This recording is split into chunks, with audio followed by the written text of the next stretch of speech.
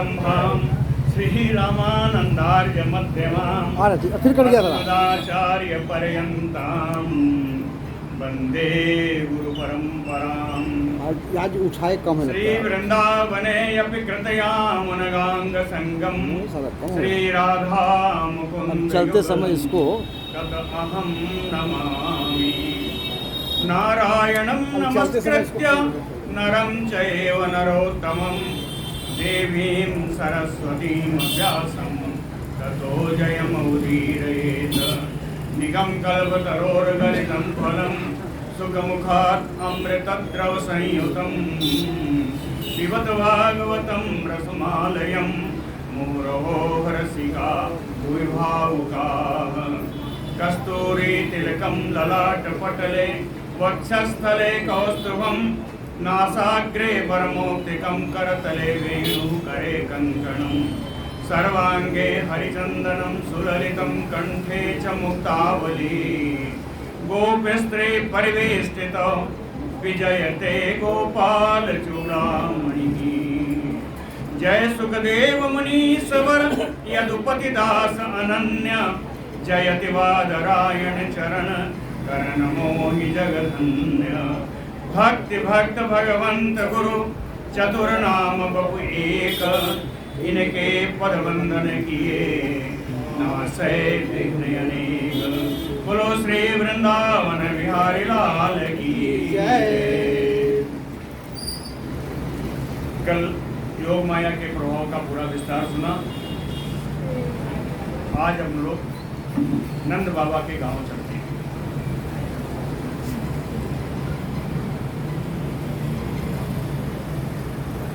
श्री सुक उवाच नंदः तु आत्मज उत्पन्ने जात आह्लादो महामना। आहूय विप्रान वेदज्ञान अस्नातः शुचिः अलंकृतः वाचयित्वा स्वस्त्यैनं जात कर्मात्मजस्य वै। कारयामास विधिवत पितृदेव अर्चनं तथा। महामनाः नंदः। नंद जी बड़े उदार हैं, महान मनस्वी हैं, उदार हैं। उदार की परिभाषा तो जानते ही हैं। उदार ये नहीं जो दान उदारता पूर्ण दान करे, ऐसा नहीं। अगर आपके पास है, आपने दान किया तो आप दानी होंगे, उदार नहीं होंगे। उदार तब होंगे जब अपने को भी कष्ट दे करके आप उदार दान कर दें, तब आप उदार मना हैं। तो नंद जी उदार मना है, हमारे मनस्वी हैं।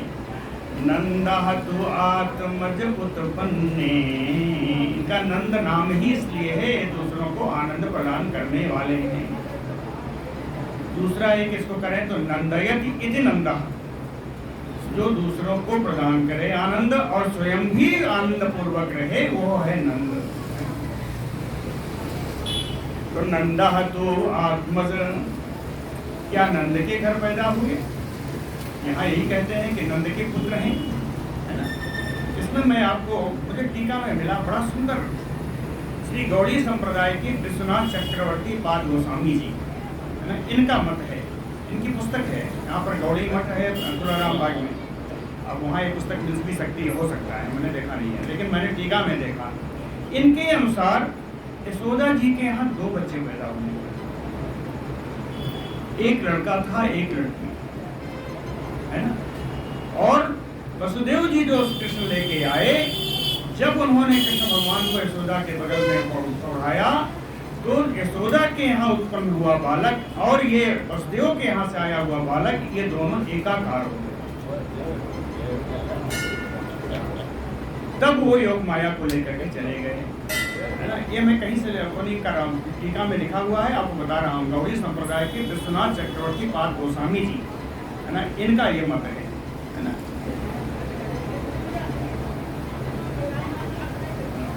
इसीलिए कहते हैं कि यहाँ पे लिखा नंदः तो आत्मज उत्पन्ने।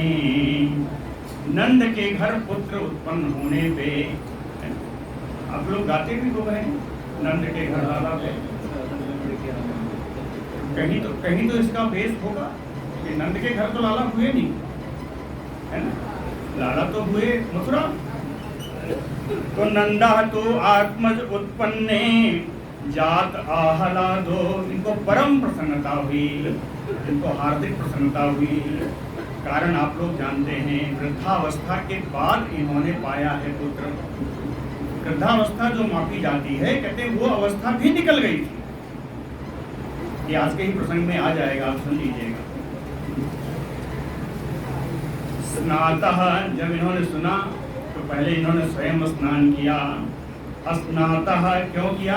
शुचि ही, अपने पवित्र होने के लिए इन्होंने स्नान किया। अलंकृतः, फिर बढ़िया वस्त्र पहने, है ना, वेशभूषा बनाई, आभूषण धारण किया। स्नातः शुचि ही अलंकृतः।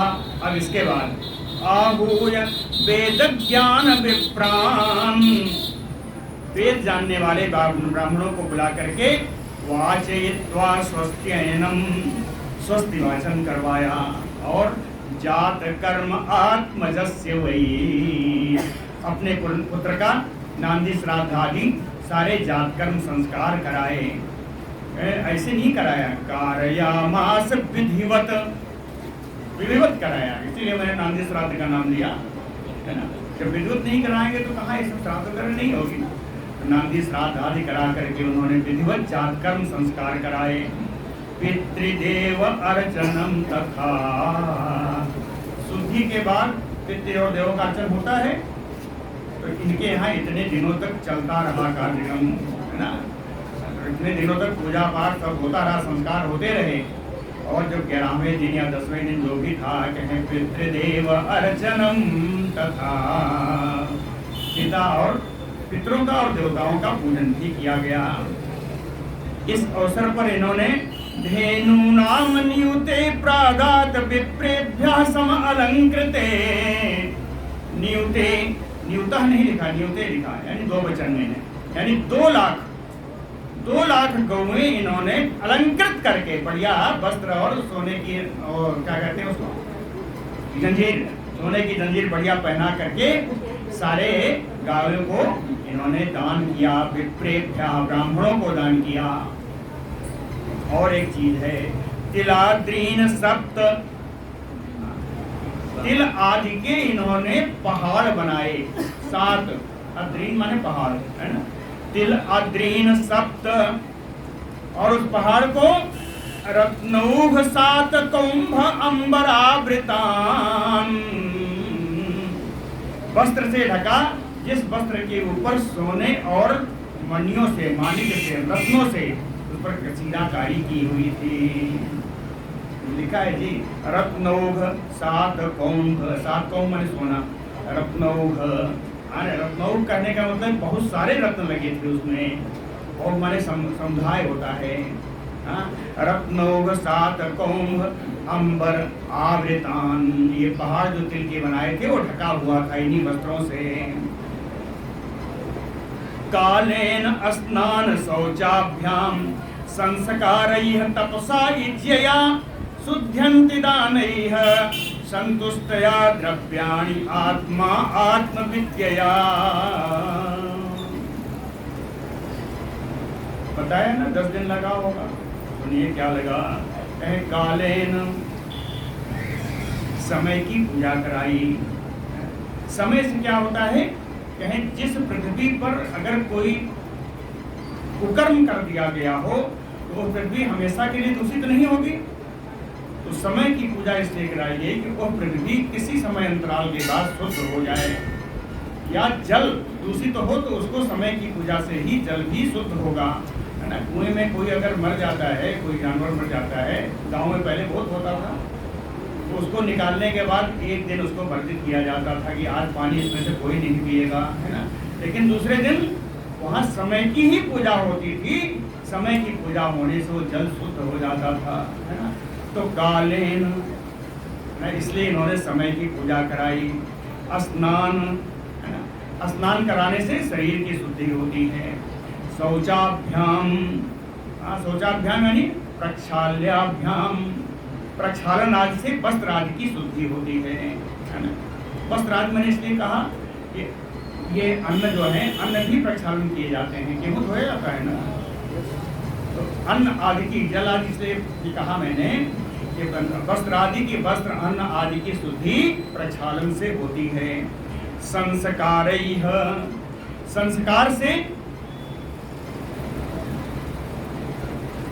संस्कार से गर्भ की शुद्धि होती है।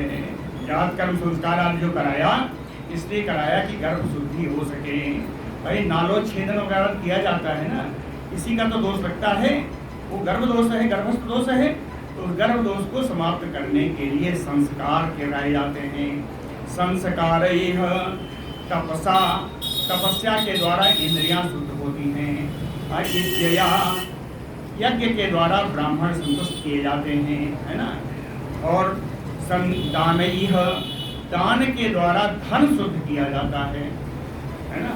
संतुष्टया, संतोष के द्वारा मन शुद्ध किया जाता है। द्रव्याणि, ये जितने भी शुद्ध किए इनको द्रव्य की संज्ञा दी गई। कहें इतने सारे संस्कारों से और इतने सारे द्रव्य रूपी इन सबको शुद्धंति, शुद्ध किया जाता है। और सबसे बाद में कहा आत्मा, आत्मविद्यया, आत्मविद्यया आत्मा शुद्धंति। यह आत्मविद्या क्या है? आत्मा क्या है? आत्मा परमात्मा में दोष है क्या? कोई अंतर है क्या? तो आत्मविद्या यानी परमात्म विद्या, यानी अध्यात्म विद्या, यानी भगवत आराधनम। भगवत आराधना से ही आत्मा शुद्ध होती है ना। भगवान की आराधना न की जाए तो आत्मा क्या शुद्ध हो पाएगी? तो आत्मविद्या आत्मा शुद्धंति। इसके अलावा सौमंगल्य गिरो विप्राः सूतमागध बंदिनः गायकाश्च जगुः नेदुः भेर्यो दुन्दुभयो मुहुः। विप्राः सौमंगल्य गिरो, विप्र लोग मंगलपूर्ण मंगल वाचन कर रहे हैं, है ना, मंगलाचरण कर रहे हैं। गिरो माने वाणी। विप्र लोग अपनी वाणी से, ब्राह्मण लोग अपनी वाणी से शुद्ध मंगलाचरण कर रहे हैं। मंगलाशंसा कहते हैं, है ना, मंगल कामना कर रहे हैं। मंगलाचरण कहना अच्छा नहीं है, तो मंगल कामना कर रहे हैं, मंगलाशंसा कर रहे हैं। सूत मागध बंदिनः, सूत मागध बंदी, इन तीनों का काम गायन ही है, लेकिन है अलग अलग।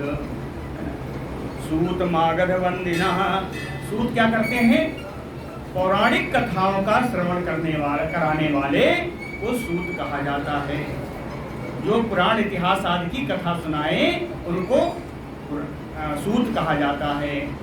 मांगध वो है जो आपके वंश परंपरा के अनुसार आपकी प्रशंसा करें, आपकी स्तुति करें, यानी स्वलिखित, स्वलिखित छंदों में, स्वलिखित कविताओं में जो व्यक्ति आप भगवान की वंदना करता है, स्तुति करता है, उसे मागध कहते हैं। बंदिनः, बंदी वो है जो पहले से लिखित स्तुतियों का गायन करता है, वो बंदी है ना।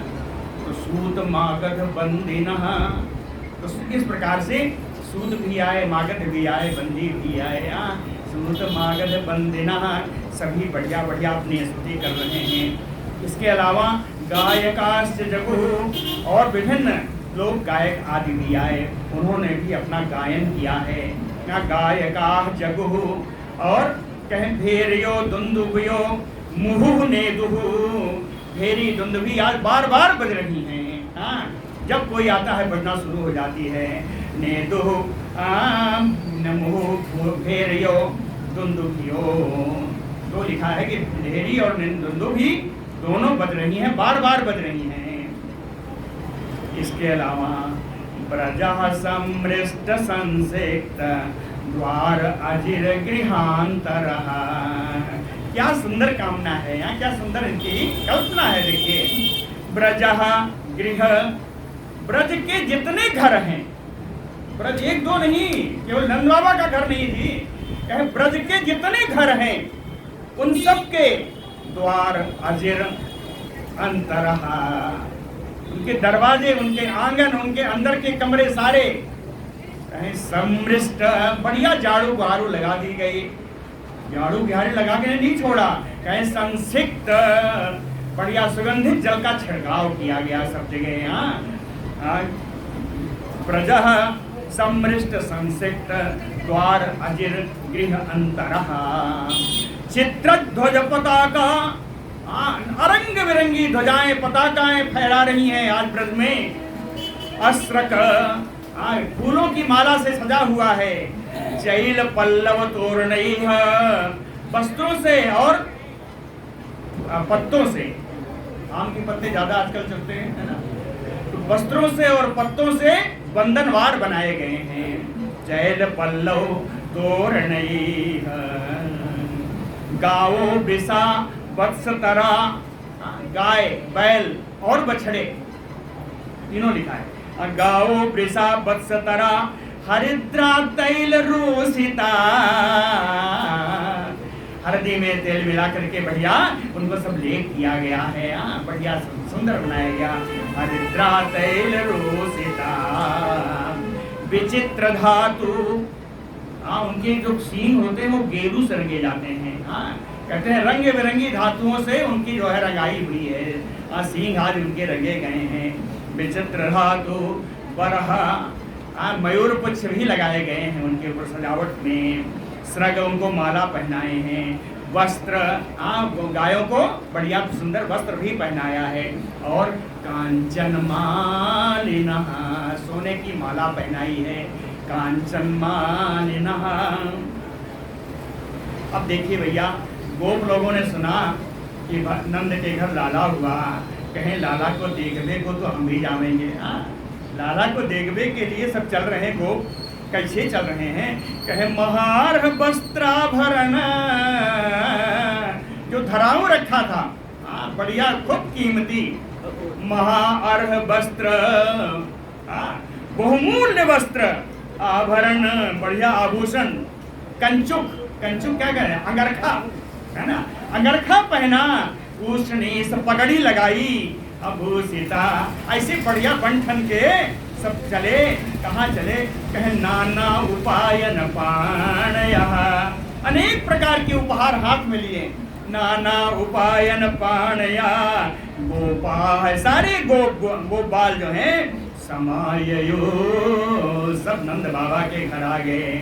सब नंद बाबा के घर आ गए। लेकिन गोपियां पीछे पड़ गई। गोपियां कहीं भैया बिना लाली सिंदूर लगाए तो नहीं चलेंगे। वो तैयारी करने लगी।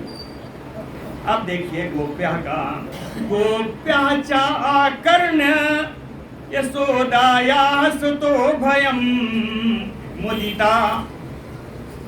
यशोदा के लाला भयो ऐसा जब गोपियों ने सुना तो बड़ी प्रसन्न हुई। इस गोप्या चा आकर्ण मुदिता क्या सुना? यशोदाया सुतो उद्भवम।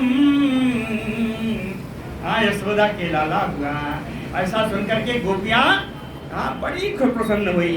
लेकिन अभी तो नहीं चलेंगे ना बिना टिप टॉप हुए।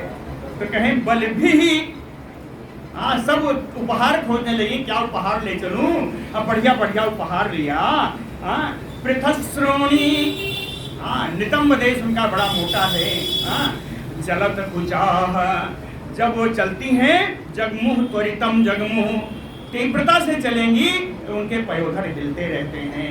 चलत कुचा गोप्या कहें भैया ऐसे इतने में नहीं। अब गोपियां जब चली तो उनकी छवि तो आनी चाहिए ना। गोपियों की छवि आप देखिए एक श्लोक में। गोप्या सुमृष्ट मणिकुंडल चमचमाते हुए मणियों का कुंडल पहना गोपियों ने। गोप्या सुमृष्ट एकदम साफ, जरा भी उसमें धूल नहीं है। सुमृष्ट मणिकुंडल चमचमाते हुए मणियों का कुंडल पहना। निष्कंठ्या सोने का हार पहना। ये हार कौन सा होता है? जो गले से लगा हो। निष्कंठ लटकने वाला नहीं है ये। कहे निष्कंठ्या सोने का हार पहना। और चित्रांबराह विचित्र विचित्र रंग के कपड़े पहने भैया वस्त्र जो है। चित्रांबरा सावलया हाथों में जो कंगन है वो जड़ाऊ कंगन है। रत्न जटित कंगन हाथों में।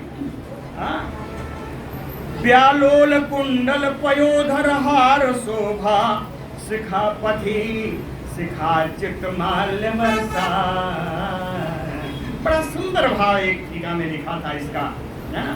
पथी, रास्ते में, शिखाच्युत माल्य वर्षा, जो शिखा में बेड़ी लगाई थी उनसे फूल निकल निकल के उनके पैरों पर गिर रहे थे। एक टीकाकार ने लिखा, इन फूलों ने कहा आज तुम ब्रजेंद्र नंदन भगवान कृष्ण के दर्शन करने जा रही हो, आज हम तेरे सर पर नहीं तेरे चरणों पर निछावर, इसलिए पुष्प उसके चरणों पर गिर रहे हैं, गोपियों के चरणों पर से गिर रहे हैं। शिखाच्युत माल्य वर्षा, है ना, आया, शिखाच्युत माल वर्षा, व्यालोल कुंडल पयोधर हार शोभा। जब चलती हैं तो उनके कुंडल, उनके हार और उनके स्तन ये हिल रहे हैं, इससे बड़ी शोभा हो रही है।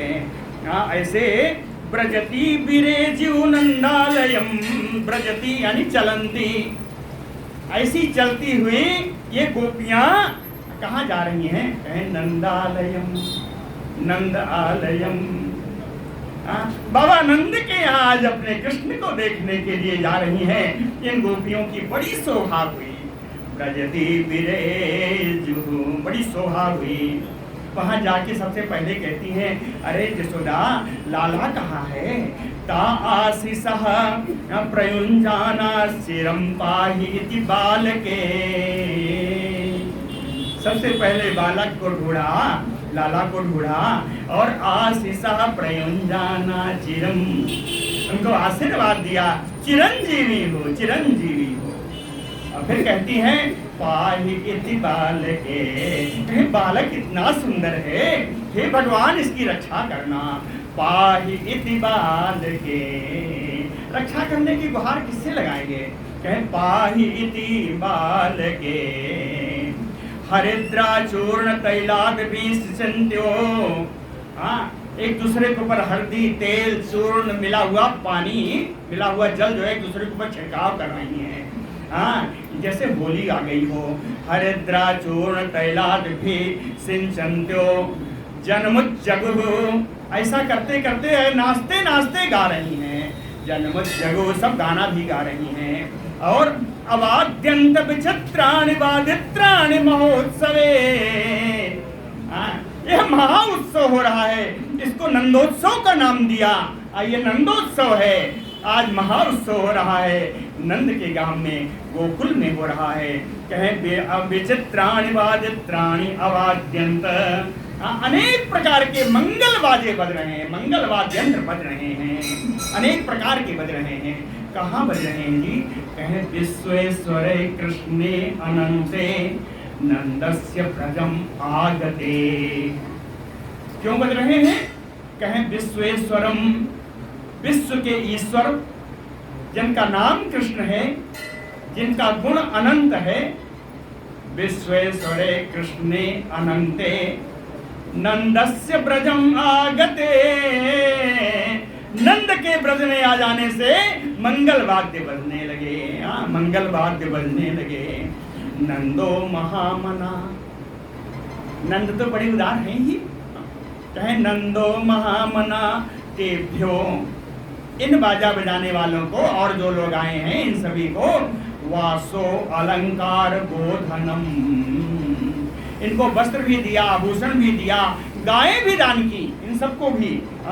कहे नंदो महामना तेभ्यो वासो अलंकार गोधनम सूत मागध बंदिभ्यो ये अन्य विद्या उपजीविनः।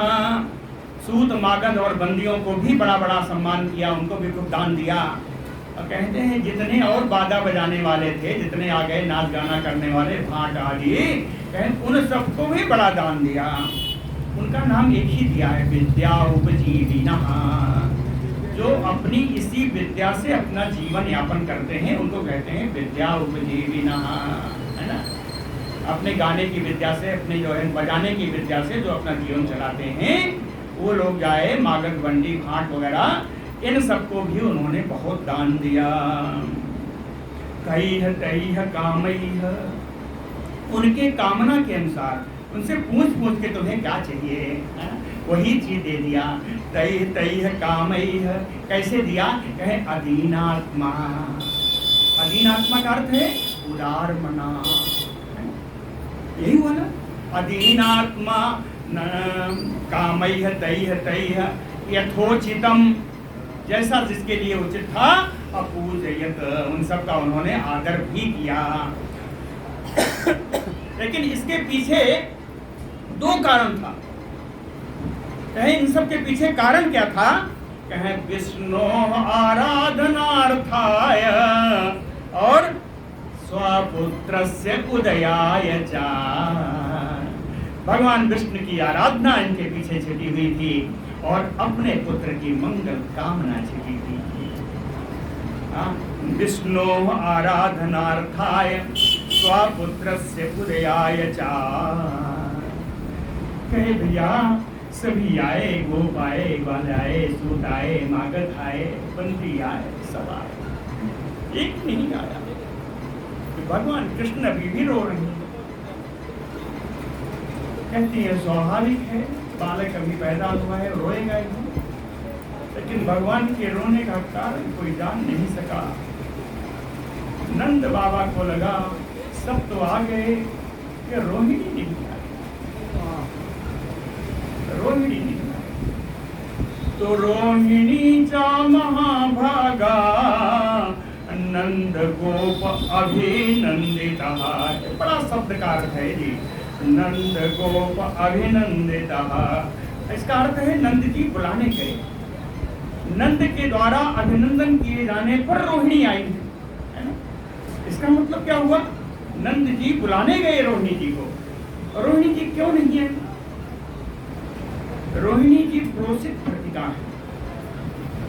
रोहिणी जी इस समय प्रोसित भर्तिका है, यानी जिनका भर्ता, जिनका पति बाहर चला गया हो उसे कहते हैं प्रोसित भर्तिका। उसके नियम बने हैं, वो किसी उत्सव में शामिल नहीं होगी, ज्यादा हाव भाव से श्रृंगार नहीं करेगी, प्रोसित भर्तिका के नियम है। इन नियमों का पालन करते हुए रोहिणी रह रही हैं। इसलिए रोहिणी ने जाकर के नंद बाबा ने जाके उनसे निवेदन किया, हे बहन आज नहीं चलोगी तो मेरा उत्सव कब रह जाएगा। इसलिए कहा नंद गोपा अभिनंदिता। गोप नंद बाबा के द्वारा उनको बुलाया गया, उनका अभिनंदन किया गया। जब उन्होंने कहा तो रोहिणी ने कहा जरूर चलूंगी। आज मेरी सखी राधा यशोदा के यहाँ लाला हुआ है, उसको देखने की तो मेरी भी बहुत इच्छा है। चली रोहिणी चा महाभागा, कहीं आज मैं श्रृंगार भी करूंगी। स्रक कंठा वरण भूषिता, हार माला और सारे आभूषण उन्होंने धारण किया। दिव्यवासा, अलौकिक वस्त्र पहने, आज के पहले वस्त्र नहीं पहने।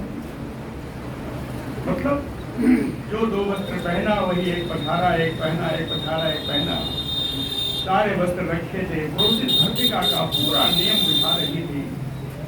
लेकिन आज बेचरत वहां से चली और दंड भवन में विचरण कर रही हैं जैसे कोई मालिक हो।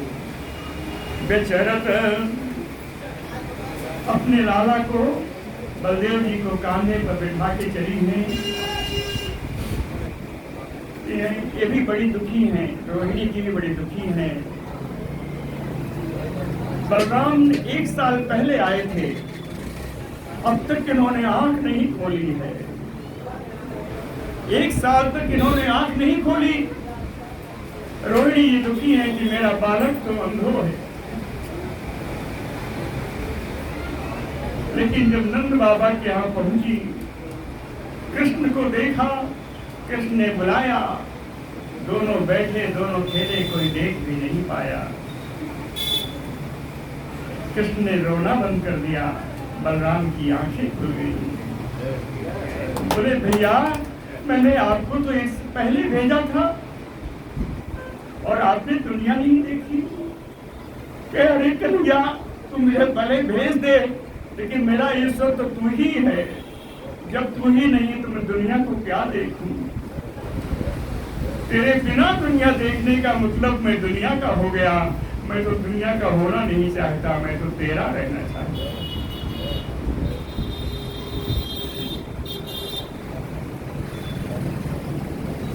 तत आरभ्य नंदस्य व्रजः सर्व समृद्धिमान। तब से लेकर के व्रज में सारी समृद्धियां, सारा ऐश्वर्य संपन्न हो गया। हरे निवास आत्मगुणैः रमाकुलम अभूत निर्भर। सुखदेव जी कहते हैं परीक्षित, हरे निवास भगवान के निवास करने के कारण आत्मगुणैः स्वाभाविक गुणों के द्वारा वो व्रज रमा क्रीडम अभूत, रमा क्रीडम विलास का घर बन गया, है ना। रमा क्रीड भगवान विष्णु क्या है, लक्ष्मी जी का विहार स्थल बन गया। यह व्रज लक्ष्मी का विहार स्थल बन गया। रमा क्रीडम अभूत नृप। गोपान गोकुल रक्षायाम निरूप्य नंदः, नंद जी कहते हैं बहुत दिन हो गया, बहुत दिन से उन्होंने कंस को कोई कर नहीं चुकाया था। बोले अब वृद्धावस्था आ गई, न मेरे बालक है, न मेरे कोई पुत्र है, न पुत्री है, तो मैं कंस को कर देकर करूं क्या? अब तो जाने जाना है। इसलिए उन्होंने कंस को कर चुकाना बंद कर दिया था। लेकिन बोले अब तो एक कारण आ गया है, अब तो कंस को कर देना चाहिए।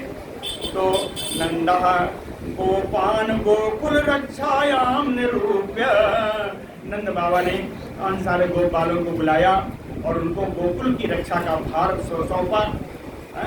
और कंसस्य वार्षिक्यम करम दातुम मथुराम गतः, कंस को कर देने के लिए मथुरा के लिए चले गए।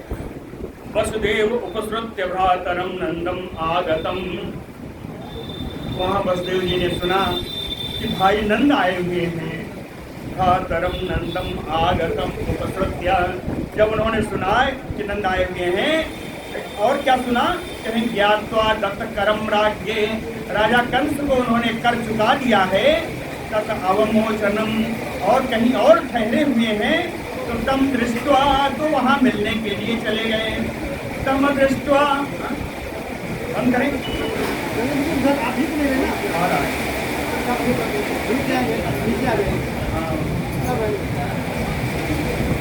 बंद कर दें, बंद कर ठीक है।